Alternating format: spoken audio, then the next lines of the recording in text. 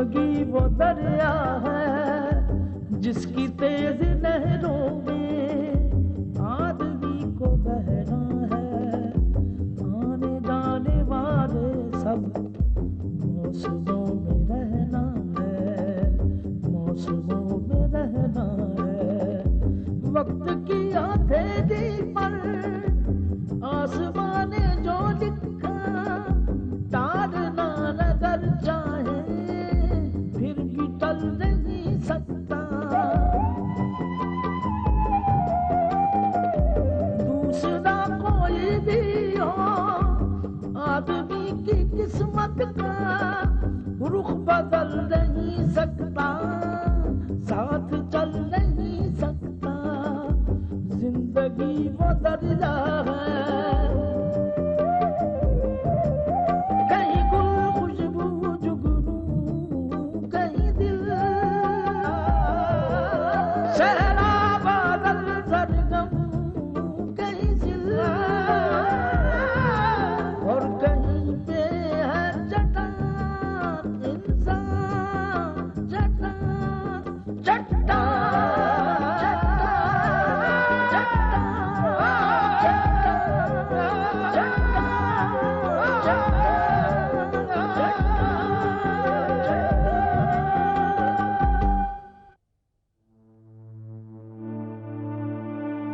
सिमरन यहाँ से गई तो बहुत बुरा होगा। और अगर सिमरन यहाँ से नहीं गई तो उसका अंजाम तुम्हारे लिए उससे भी बुरा होगा। मैं कोई कठपुतली नहीं कि जब बाबूजी का जी चाहा मुझे आग में ढकेल दिया और जब जी चाहा आग से बाहर निकाल दिया। सिर्फ तुम्हारी पीढ़ी नहीं, तुम्हारी आने वाली हर पीढ़ियां मेरी नफरत का निशाना होगी। लोग जब बर्बादी और तबाही की मिसाल देंगे ना तो सिर्फ और सिर्फ शमशेर राज के परिवार का नाम उनकी जुबान पर आएगा।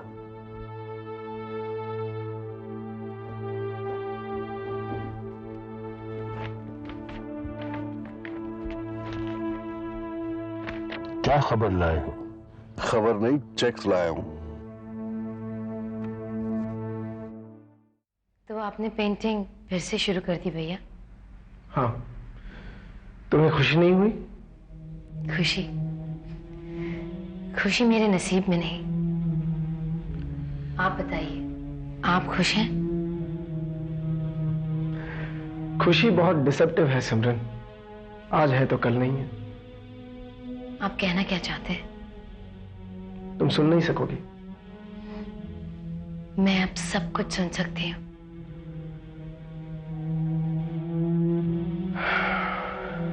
सिमरन, बाबूजी ने मेरे साथ विश्वासघात किया है। मेरे बच्चे को मुझसे जुदा कर दिया उन्होंने। क्या? आरती भाभी? आरती मां बनने वाली थी सिमरन, बाबूजी जानते थे, लेकिन उन्होंने मुझे ये बात नहीं बताई। आरती को इतना मजबूर कर दिया कि वो दुबई छोड़कर चली गई। मैं बाबूजी के बारे में कुछ नहीं कहना चाहती, लेकिन अगर ये सच है भैया तो आप चुपचाप बैठे क्या कर रहे हैं? आप भाभी को ढूंढने की कोशिश क्यों नहीं करते? कर रहा हूं सिमरन, और करता रहूंगा।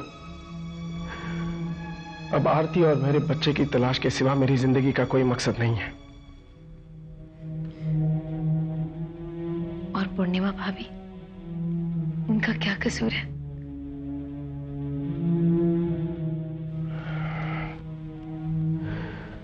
सिमो, कसूर तो किसी का नहीं है, सब हालात या किस्मत के शिकार हैं। तो फिर आप उन्हें सजा क्यों दे रहे हैं? जो आदमी खुद सजा भुगत रहा हो उस पर ऐसे इल्जाम मत लगाओ सिमरन। मैं तो खुद बेबस हूं, किसी पर क्या जुल्म करूंगा। मम्मी, तुम सोच सोच कर पागल क्यों हो रही हो? हम लोग कमल चोपड़ा के चंगुल में बुरी तरह फंस चुके हैं, अब नहीं निकल सकते। मुझे मालूम है अजय, मुझे मालूम है, लेकिन शमशेर राज हमें रातों रात दौलत पर बना देना चाहता है और मैं इतने अच्छे मौके को हाथ से जाने नहीं देना चाहती। अब इतना लालच भी अच्छा नहीं है मम्मी। कहीं इस चक्कर में हम लोग जेल न चले जाएं। काश काश वो सारे चेक हमारे हाथ लग जाते तो हमें हमारी सारी मुश्किल आसान हो जाती। आपके मन की मुराद पूरी हो सकती है मिसेस भाटिया। मिस्टर राज, आप ये चेक आपके हो सकते हैं, आप ही के हैं। हाँ। बशर्ते कि आपका बेटा डाइवोर्स पेपर साइन कर दे। और 5 लाख दिरहम? वो भी मिल जाएगा। Thank you mister Raj, thank you so much. आपने मुझे एक बहुत बड़ी मुसीबत से बचा लिया है, क्यों है ना अजय? हाँ मम्मी। मिस्टर शमशेर राज, मैं डिवोर्स के पेपर्स पर साइन करने के लिए तैयार हूं। शमशेर, यार होता वही है जो ऊपर वाला चाहता है। उसकी मर्जी के बगैर तो एक पता भी नहीं हिलता ना यार। तू ठीक कहता है गुले, तू ठीक कहता है, तेरी बात बिल्कुल ठीक है, लेकिन एक बाप का दिल ये बात नहीं समझता है। मेरी सिमरन पर ऐसा जुल्म हो, ये कोई भगवान की इच्छा है? और ऐसा कौन सा खुदा है जो उसकी नन्ही मुन्नी बेटी पर ऐसे सितम ढाएगा? ऊपर वाला इतना बेरहम नहीं है। नहीं बेरहम नहीं है, उसके खेल अलग है। और कोई नहीं उसके खेल, ये सब अपने किए की करनी है। हाँ, अपने किए की। हमें बड़ी जल्दबाजी थी ना कि हम अपनी चाची बच्ची छोटी नन्ही मुन्नी अपनी सिमरन की शादी जैसे कर ले। हमारी आंखों पर पर्दा पड़ गया था, हमारी आंखें बंद हो गई थी। हमने जीते जी अपनी बेटी को कुएं में ढकेल दिया। एक बात कहूं शमशेर, बोल। तेरे जमीर पर सिमरन पुत्र की तबाही का बोझ इतना भारी है कि तू उसे जिंदगी भर उठा नहीं सकेगा। अगर तू चाहे तो ये बोझ हल्का कर सकता है। सिमरन पुत्र के चेहरे पर दोबारा मुस्कुराहट दिख सकते हैं। वो कैसे? और कैसे मेरे यार? तू बता, कोई रास्ता बता ना, बोल। सिमरन की शादी राहुल से करा दे। क्या? हाँ। क्या कह रहा तू? देख शमशेरा, ये सारे झगड़े सारे फसाद की वजह यही है ना कि तूने सिमरन को राहुल से अलग कर दिया। मेरी बात मान यारा, इन दोनों को वापस मिला दे। हरगिज़ नहीं, मैं ये बकवास सुनने के लिए घर में नहीं आता हूं। आइंदा ये हरकत नहीं करना। चलो। अरे शमशेर साहब चले गए? जाने दो, मैं तो आप लोग के लिए कावल आई। देखता हूं कब तक जिंदगी से अकेला लड़ता है। खान साहब, आप दोनों दोस्त इतना लड़ते क्यों हैं? वो जब भी यहाँ आते हैं नाराज होकर चले जाते। तो फिर वो कमबख्त यहाँ आता ही क्यों है?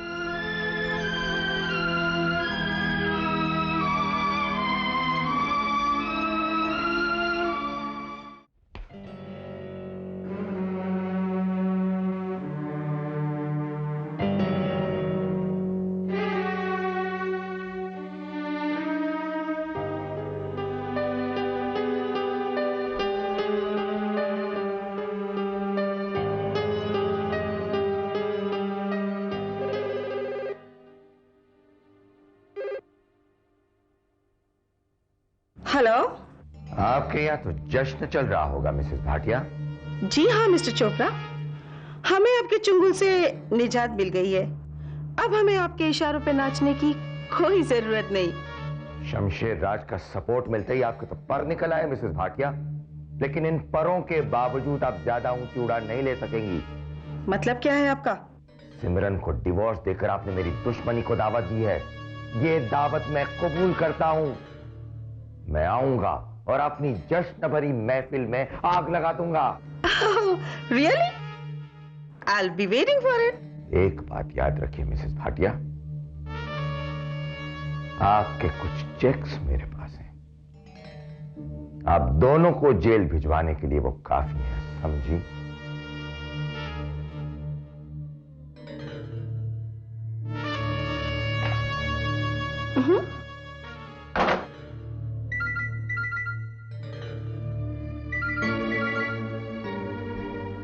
हेलो, हम बोल रहे हैं शमशेर राज।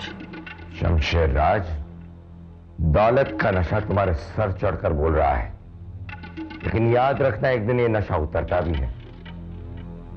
तुमने मिसेस भाटिया से पैसों की मदद से तलाक को ले ली,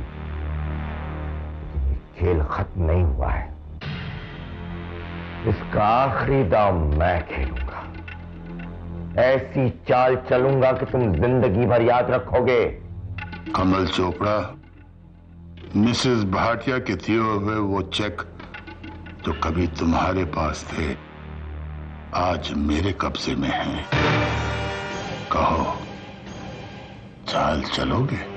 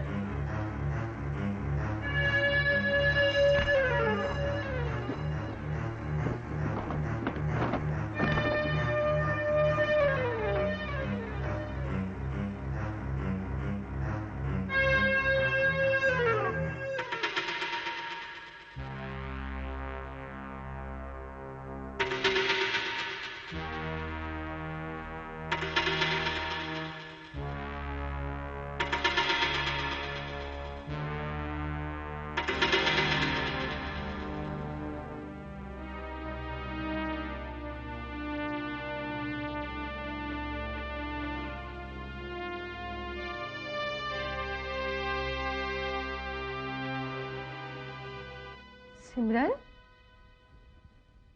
सिमरन, सिमरन, बेटी, ये तुमने क्या कपड़े पहन रखे हैं? माँ, मैंने ये फैसला कर लिया है कि मैं संसार त्याग कर जोहन की जिंदगी बिताऊंगी। तो कहना क्या चाहती हो? मैं इच्छा और मोह के हर बंधन से आजाद होना चाहती हूँ। कामना, चाहत और संसार के सुखों को त्याग देना चाहती हूँ। अभी तुम्हारी उम्र ही क्या है बेटी? तुमने अभी संसार का सुख भोगा ही नहीं है। जो कुछ भोगा है वो काफी है माँ, और कुछ अनुभव करने की अब शक्ति नहीं है। जीवन अनुभवों की कहानी है बेटी।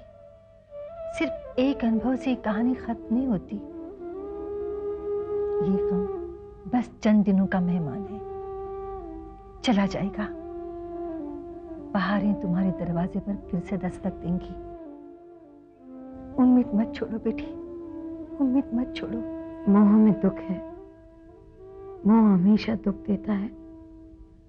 उम्मीद और आरज़ू एक भयानक जंगल है। इस जंगल में इंसान जीवन भर भटकता रहता है और एक दिन मर जाता है। माँ, मैं ईश्वर को पाना चाहती हूँ। इस खाली दिल में ईश्वर के सिवा अब और किसी के लिए कोई जगह नहीं। ईश्वर मिल जाए तो मुझे मुक्ति मिल जाएगी।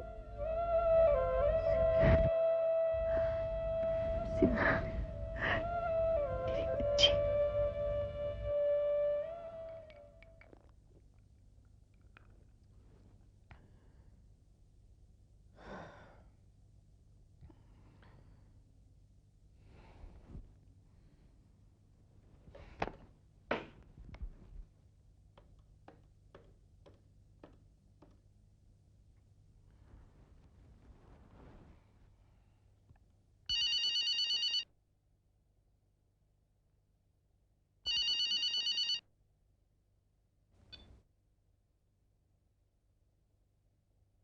हेलो राज, पहचाना मुझे? कमल चोपड़ा, हम तुम्हें कभी नहीं भूल सकते। तुम भूलना चाहोगे तो भी मैं तुम्हें भूलने नहीं दूंगा। एक भयानक याद बनकर तुम्हारा पीछा करता रहूंगा। याद तुम्हें जीने नहीं देंगी, हर वक्त तुम्हारा पीछा करती रहेगी।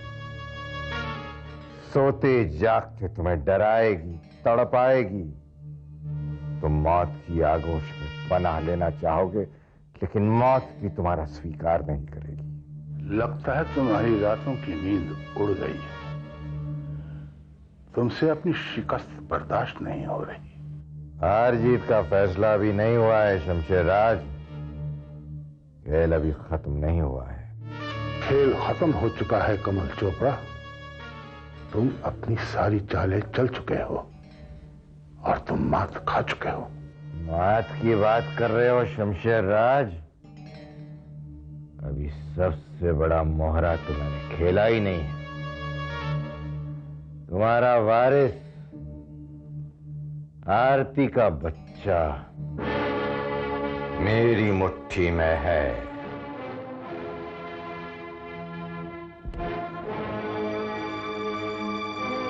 गायत्री, गायत्री, गायत्री, क्या बात है? क्या हुआ?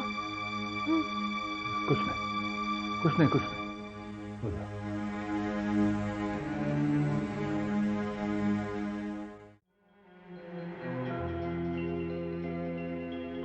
बहू, माँ जी, हम तुमसे माफी मांगते हैं बहू, हमें माफ कर दो। माँ जी, ऐसी बातें करके मुझे शर्मिंदा मत कीजिए। शर्मिंदा तो हम हैं बहू। कितने चाव से हम तुम्हें अपने घर में बहू बनाकर लाए थे कि विशाल और तुम एक सुखी गृहस्थी गुजारो। लेकिन इंसान चाहता कुछ और है और पाता कुछ और। अनजाने में हमने तुम पर बहुत अन्याय किया है बहू। माँ जी, ऐसी बातें करके अपना मन दुखी मत कीजिए। मैंने तकदीर के इस फैसले को खुशी से स्वीकार कर लिया है। माँ जी, आपके प्यार की छाया में मैं बहुत खुश हूँ। विशाल को पता है कि आज करवा चौथ है? हाँ। क्या कहा उसने? बहुत जिद्दी है माँ जी। उन्होंने कहा, कब तक मेरा इंतजार करोगे? मेरी मानो तो उसकी तस्वीर देखकर व्रत खोल लो। खोल लो बहू। देखो, मैंने तो अपना व्रत खोल लिया है। कब तक तुम उसका इंतजार करोगी? जब तक वो मेरे पास लौट नहीं आते।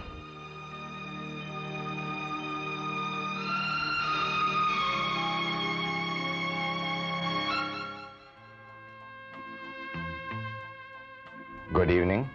One whiskey with soda.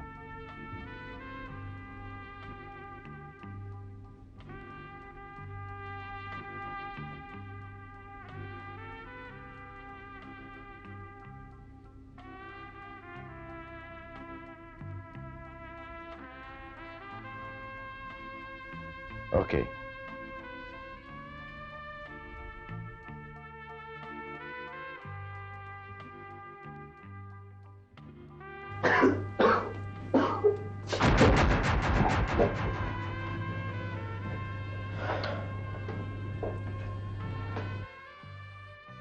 आज ये चांद यहां कैसे निकल आया?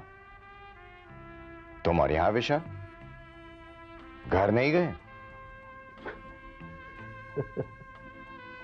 घर? खाली मकान को घर नहीं कहते कमल बाबू।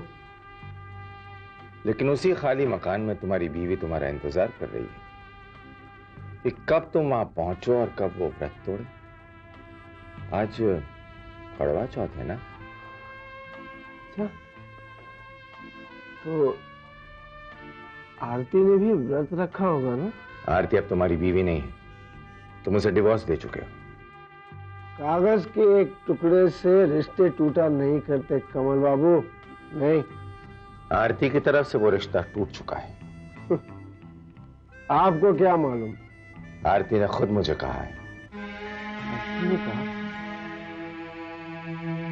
कहाँ है आरती? कहाँ है वो?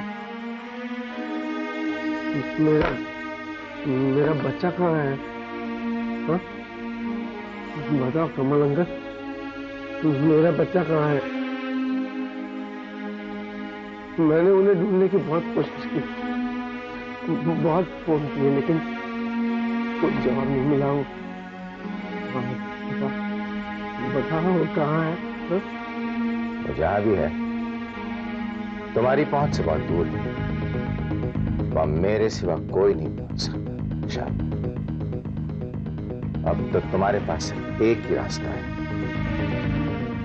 कि अपने गम को शराब में डुबो। मैंने भी यही किया था जब मेरी बीवी मरी थी, यही किया।